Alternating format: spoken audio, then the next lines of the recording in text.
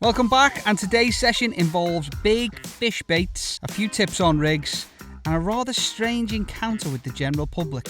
You can't park that there, mate. Sit back, enjoy the session. If you're enjoying the content, don't forget to drop a little sub and hit that bell so you don't miss out on our weekly uploads. Well, it's another wet one on the Mersey today, and I have decided to have a go for some congers and also some cod. The Mersey has been fishing absolutely horrendously for the past couple of weeks. Horrendous, with the odd cod coming out, and I mean literally the odd cod, with hundreds of anglers fishing and literally a few. We're not fishing for anything small today, not a chance. We're going big. So this is our cod bait. We've got a nice juicy shrimp and black lug on a nice pennel. That's going on and up and over, and that's just me snood there, so that'll be getting clipped on and then cast out, lovely jubbly. On this one here, we've got a nice running rig. It's a very, very simple rig. It's not really a castable rig. It should really be clipped down, but I want it pinned to the bottom. So it's a short trace, nice running lead, and then a longer trace with a nice chunk of mackerel on and a little muppet. But I will show you that in a minute when we get it in. So it needs to come in about another 15-20 minutes. But with it being a massive bait, we're going to leave it out there over slack and hope for the best. Right, let's get this on and let's see if we can get a cod. So there's our up and over, if anyone is interested to having a little look at that. So that's how big it is when it casts. When it unfolds, it's 3 times the length of that. So nice long flowy trace, pinned hard to the bottom and castable, with a juicy shrimp and black lug. What can go wrong? Here we go, traps are now set, and like I said before, I'm not fishing for anything small today. We're fishing for big fish. If we don't catch them, we don't catch them. But this is one of the things of fishing big. You're going big or you're going home. So we could end up sitting here for 4 or 5 hours and not catching a bean.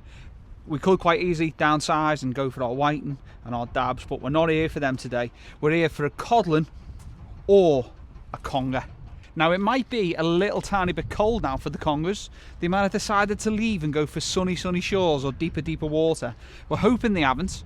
If they have, we're wasting our time. Oh, we're actually getting a rattle on the big bait. That looks very whitenish. If the whiting just keep plaguing my mackerel here, it's gonna be a nightmare, innit? If you're wanting to make an up and over pulley and you're struggling how to do it, or you don't know how to do it, I'll just run through how I make mine and what components that you're going to need. So I start with my main rig body, and then I'll tie a genie clip onto the top. Then I will follow on with a bead, a pulley bead, and a normal bead, and then I will tie a swivel to the end of my rig body when I've measured the desired length. Then you're going to want to add some kind of clip down. Now I'm using a Trident roto clip. There are a few other types out there you can use, like Imps, Gemini splashdowns, or if you wanted to and you're at a push, you could actually use the genie clips. Now I like to build mine so they've got a detachable snood, so I'm using a Trident Thermalink to do this. So tie this onto your snood, measure your desired length, and then you want to attach your hooks. So obviously I'm penneling this up today, so I'm going to be sliding a hook up my snood and then tying another snood at the bottom. So this gives you ability to put bigger baits on, so if the fish takes the top of the bait or the fish takes the bottom of the bait, there's going to be a nice hook waiting for them. Right, happy days, hope that helped. State of the tide that we're at right now, it is slack water, so we've come down right to the bottom of the tide, so everything's dead still. There's hardly any movement in the water. That will change in about an hour and a half. It's only a small tide, so it's not going to run too much, hopefully, but we are going to get a bit of run. Our lines are pointing this way at the moment, just because there's a slight trickle that way, and then it'll turn and then boom, it'll go this way. But this is a very soft rod, so you're going to see all kinds of action on this. What we're wanting to see on the little Groovelle is a boom and then a big slack liner. To be fair, same on the big one, but what will probably happen if it's a conger, it'll be bum bum bum bum bum bum bum bum bang and then gone, hopefully. There's a lot of scenarios that could happen here, but someone did say on one of my Facebook posts, I hate it when people title a video targeting the cod and then the fish for whiting and they say I've saved the blank. Well, we're not going to do that today. We're not going to save the blank. You all know I can if I want to. I'm not doing it. We're going big or we're going home. We've got some nice juicy frozen mackerel. Now these were freshly caught by my dad and froze straight away as soon as they come home. So these are basically going to be getting cut there, filleted down, or I'm going to use the head. So this will be getting paired with squid, which we've got here. Some little bits of squid head that we've saved from a previous session. So they're going to be paired for our conger baits, and then for our cod baits we're going to be using this frozen shrimp. And what we're going to do is we're going to cut the tail off, we're going to cut the head off, and then you can see it's still got a shell on. So what we're going to do is we're just going to work that round just like that and get all that shell off all the way round, right the way down, and then we're going to pair it with some nice freshly frozen black lug. Here's our shrimp all peeled down, and then we're just going to elasticate our worm to this to make it a nice juicy cocktail, a nice juicy combo.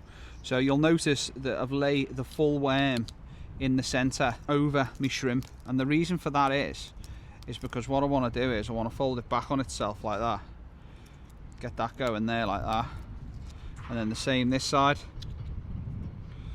get that on there, and then what we do is we work that round, get that all nice and tight, and then she's ready to go on the hook. It'll be exactly the same process for our mackerel and squid bait for the conger. We've got our nice squid head on there. Now you could put this on the bottom of the hook if you wanted to act like a little bit of a dangly and attractor, but I've put a muppet on the top. So a muppet looks like a plastic squid, absolutely irresistible to a conger. And to be fair, I wouldn't be surprised if a cod half-inch that as well, to be honest. But that's our next bait for our conger. Here we go, look at that. Whiting. Whiting.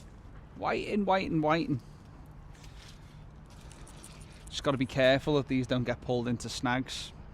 Could very easily, very easily lose all my gear today. It's very snaggy, this venue. I think you just got a bit zesty then. Had a little pull at the lugworm and the shrimp, and then got off. We are fishing decent size hooks on this. We've got size 4.0s on a pennel. So unless it's a extremely hungry whiting, which we all know they are extremely hungry, we probably won't hook them up.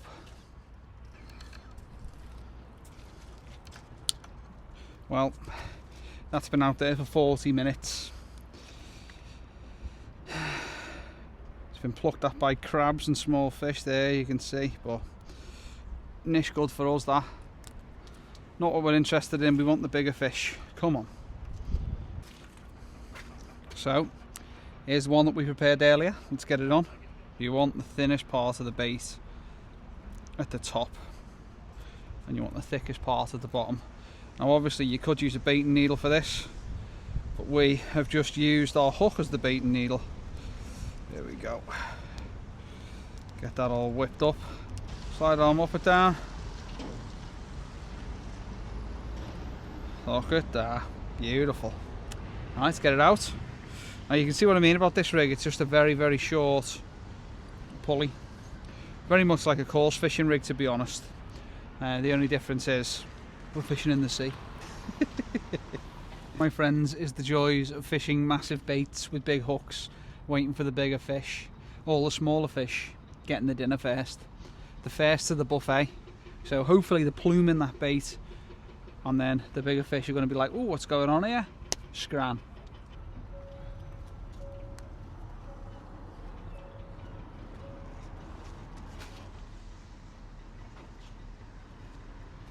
You can't park that there, mate. I'm going to be casting here. My lead's going to be swinging, so unless you want your car smashed up, I wouldn't recommend it. I think so, yeah. You know, I'm going to be swinging my lead here, so I don't want to be putting it through your window. All right, mate, no worries. Well, that was a nice interaction. Usually people are a little bit more funny, but I think they understood. They literally parked behind my rods, right where I'm casting. Has that ever happened to anyone else? Jesus, some people, eh? So one thing we do know is there's a lot of fish here. There's a lot of fish, a lot of smaller fish.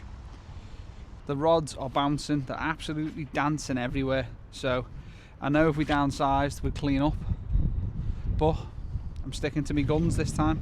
Oh, that's windy. Absolutely gorgeous that. There's no way a codlin wouldn't absolutely snag that. 100%, come on. So this is what I was saying about these rigs. What you can do is you can just attach your snood, put your snood back on, clip it in, just make sure there's no debris in this roto clip, because if there is, you're going to find out the hard way, and then loop it over, bosh, job's a good one. Obviously get that little bit of elastic off there. There we go, look, nice and easy, happy days. And then when that hits the water, this will release and the rig will unfold. I always find when I'm sitting on big baits, I'm just watching the rod tip twitching away, and I just don't know what to do with myself. I'm just pacing around, waiting for it to go. This is why I do enjoy fishing for the smaller stuff as well. So you know you're always on it, bang, bang, bang, bang, bang. But this is sit, wait and hope. It is a little bit of bingo fishing, because like I say, the fish, they're just not here at the moment in numbers. The fish that we want, the cod.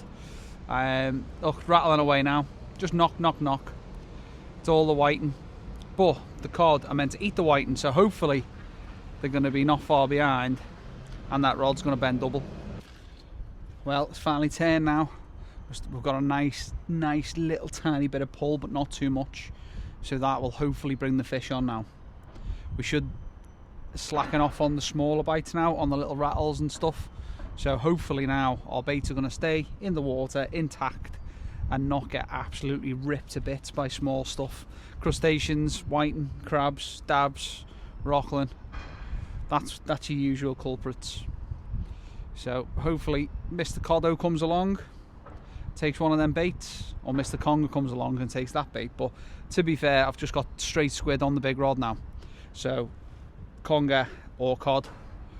But on the other one we have got our cocktail of shrimp and black lug.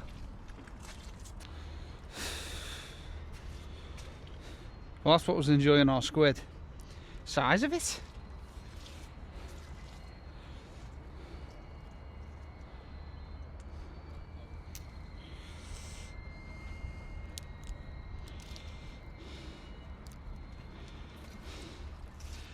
A nice big fat male, he would be lovely. Him as a peeler, wouldn't he?